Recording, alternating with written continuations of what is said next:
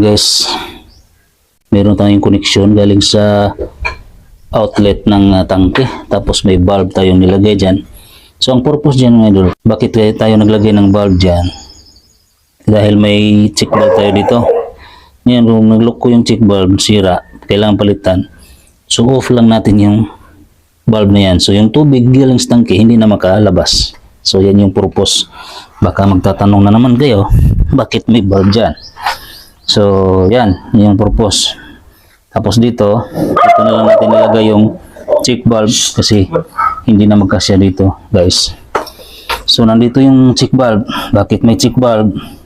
Kasi pag andar ng water pump, kasi pressure tank tayo.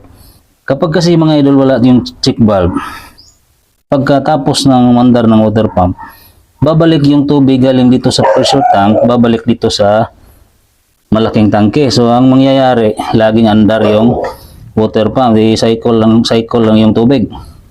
So yun yung purpose nito. Kailangan maglagay kayo ng check bulb dito para dito lang yung pressure haharangin ni check bulb. So hindi na lalabas yung tubig pabalik sa tangke. So yun.